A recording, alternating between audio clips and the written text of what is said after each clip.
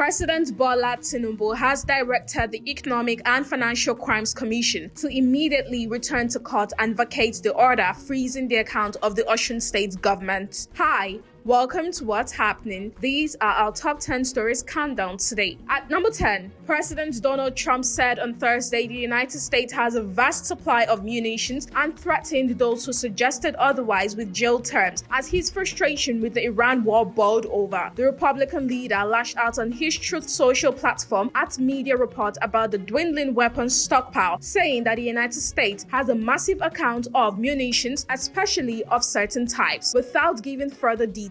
At number 9, after a false start to their campaign at the 2026 Women's African Cup of Nations, Nigeria have qualified for the quarterfinals of the competition. The reward for that is a face-off with rivals Cameroon. The Super Falcons defeated Egypt 6-2 in their last Group C game on Wednesday to finish second behind Malawi after a frenetic ending to matches in the group. Half of the 6 Nigerian goals came from the penalties converted by a record 6-time Women's African Footballer of the Year, Aissatou Oshoala, Christy Ochebe, and Rasheedat Ajibade. Cameroon have already booked their place in the knockout as Group D leaders, having beaten Ghana and Mali, and will face Cape Verde in their last game. Nigeria's game against Cameroon will take place on Sunday. At number 8, Katsina State Governor Diko Radda has approved the release of 4 billion naira for the second phase of the Community Development Program, paving the way for fresh grassroots projects across all 361 wards of the state. The approval was granted during the 12th regular meeting of the Katsina State Executive Council for 2026 held on Wednesday at the upper chamber of the General Muhammadu Buhari Government House, Katsina, and chaired by Governor Radda. Briefing journalists after the meeting, the Katsina State Commissioner for Information, Bala Zango, said the council approved a series of strategic memoranda aimed at accelerating community development, women empowerment, education, economic reforms, and improved public service delivery. At number 7, Bauchi State Governor Bala Mohammed has warned newly appointed commissioners against misappropriating public funds, urging them to manage the state's resources prudently and channel them into projects and programs that will benefit the people. The governor stressed that their actions and conduct in office would be closely monitored to ensure accountability and transparency. Governor Mohammed gave the warning during the swearing-in ceremony of 4 newly appointed commissioners following their screening and confirmation by the Bauchi State House of Assembly. At number 6, the purported Director General of the Presidential Foreign Investment Promotion Council, Adeyemi, has rejected the House of Representatives Ad Hoc Committee's decision to interrogate him at an undisclosed location while he remains in police custody, insisting that any appearance before lawmakers should be conducted publicly. Adeyemi, through his lawyer Ademola Oyedokun, said on Wednesday that he welcomed the House probe into the alleged establishment and operations of the PFIPC, but opposed the committee's plan to question him behind closed doors. The lawyer argued that the fairness demanded that Adeyemi be allowed to respond publicly to allegations already made against him during the committee's open hearings. At number 5, the Osun State government has dismissed an allegation by the Economic and Financial Crimes Commission that 11 billion naira was looted from the state's account, calling the statement a failed attempt to cover up illegal action through unfounded allegations. According to a statement signed by the Commissioner for Information and Public Enlightenment, Oluomo Kolakpo, on Wednesday, the state alleged that the real reason the commission froze the state account on the order of Boyega Oyetola was to stop the payment of palliatives which the state government promised the workers some months ago.